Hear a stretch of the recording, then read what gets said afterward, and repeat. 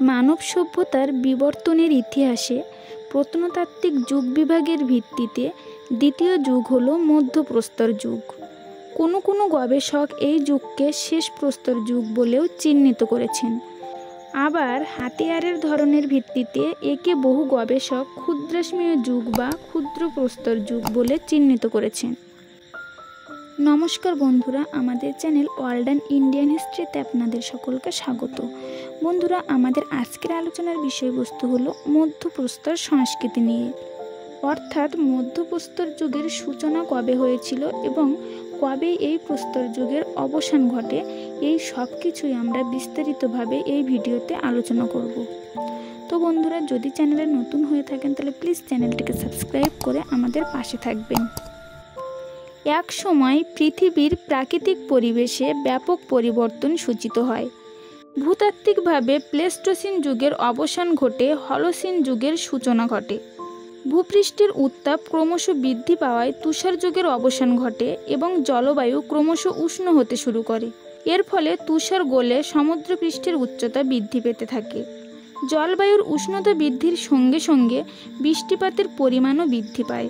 জলবায়ু ও প্রাকৃতিক পরিবেশের এই বৈপ্লবিক পরিবর্তনের ফলে জীববৈচিত্র্যের আমূল পরিবর্তন ঘটে যায়। বহু প্রজাতির উদ্ভিদ ও প্রাণী অবলুপ্ত হয়ে যায়। মানুষের বা মানব সদৃশ প্রজাতির মধ্যেও বিবর্তন ও অভিযোজন ব্যাপকভাবে দেখা যায়।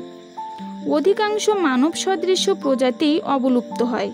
প্রকৃতির সঙ্গে লড়াইয়ে শেষ পর্যন্ত অস্তিত্ব টিকিয়ে রাখতে সক্ষম হয় আধুনিক মানুষ বা হোমো স্যাপিয়েন্স।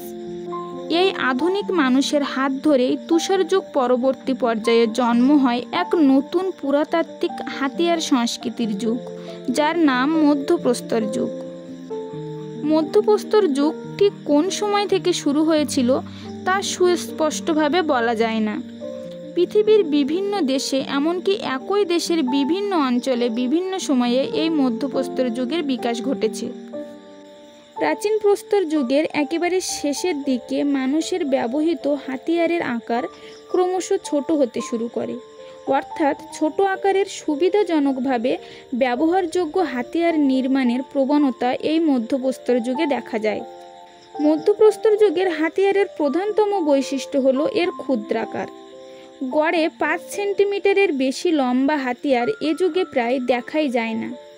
ফলা, চাশনি, বাটালি, ছেদক প্রভৃতির পাশাপাশি অর্ধচন্দ্রাকার আকৃতির কিছু হাতিয়ারের নিদর্শন পাওয়া গেছে। এছাড়া বেশ কিছু ছোট ছোট আয়তাকার ও ত্রিভুজাকার হাতিয়ারও পাওয়া গেছে। এই যুগে হাতিয়ার নির্মাণের জন্য মূলত চার্ট, কোয়ার্টজ, ব্যাসল্ট, চ্যালসিপেডন, কেলাসিত সিলিকা জাতীয় পাথর ব্যবহৃত হতো। এই যুগে ব্যবহৃত বেশ কিছু উত্তল, অবতল ও সমপার্শ্বভাগযুক্ত চাশনি ও তুরপুনের নিদর্শন পাওয়া গেছে। আর্থসামাজিক দিক থেকে প্রাচীন প্রস্তর সংস্কৃতি ছিল একান্তভাবে খাদ্য সংগ্রাহক সংস্কৃতি, কিন্তু মধ্যপ্রস্তর যুগে মানুষের খাদ্য সংগ্রাহক জীবনে আসে এক অত্যন্ত গুরুত্বপূর্ণ পরিবর্তন। এই সময় থেকেই ক্রমশ খাদ্য উৎপাদনের প্রচেষ্টা পরিলক্ষিত হয়। তবে তখনও পর্যন্ত কিন্তু খাদ্য উৎপাদনের কৌশল পুরোপুরিভাবে আয়ত্ত করতে পারেনি মানুষ। প্রকৃতভাবে কৃষিকাজ শুরু হয়েছে আরও অনেক পরে। মধ্যপ্রস্তর যুগে ক্রমশ পশুকে পোষ মানানোর কৌশল মানুষ আয়ত্ত করতে পেরেছিল। আগুনের ব্যবহারও ইতিমধ্যে মানুষ ভালোভাবেই রপ্ত করে নিয়েছিল। পশুকে পোষ মানানোর ফলে শিকার লাভের অনিশ্চয়তা অনেকটাই দূর হয়েছিল। আগুনকে নিয়ন্ত্রণের দক্ষতা বৃদ্ধি পাওয়ায় জীবনযাপনের ধরন বদলে গিয়েছিল আমূলভাবেই। বিভিন্ন প্রত্নকেন্দ্র থেকে পোড়া দাগ, পোড়ানোর গর্ত এবং পোড়া মাটির টুকরো প্রভৃতির নিদর্শন পাওয়া গেছে। তবে কাঠ, কয়লা জাতীয় জ্বালানি ব্যবহারের নিদর্শন দেখা যায়নি। এ থেকে মনে করা হয় সম্ভবত শুকনো ঘাস পাতাকেই তারা জ্বালানি হিসেবে ব্যবহার করত। আগুন মানুষের জীবনে এতটাই গুরুত্বপূর্ণ ছিল যে তাকে ঈশ্বরের আসনে বসানো হয়েছিল। হাতিয়ার নির্মাণ করার জন্য ক্রমশ আগুনের ব্যবহার শুরু হয়েছিল। মধ্যপ্রস্তর যুগে মানুষের খাদ্যাভ্যাসের ক্ষেত্রেও ব্যাপক পরিবর্তন দেখা দিয়েছিল। তৃণভোজী বড় আকারের পশুর মাংস উচ্চ প্রাচীন প্রস্তর যুগ থেকে মানুষের খাদ্য তালিকায় স্থায়ী স্থান গ্রহণ করেছিল। মধ্যপ্রস্তর যুগে যৌগিক হাতিয়ারের সুচারু ব্যবহার এবং ক্ষুদ্রাস্ত্রের প্রয়োগের ফলে জলজ প্রাণী বিশেষত মাছ খাদ্য তালিকায় স্থান লাভ করে।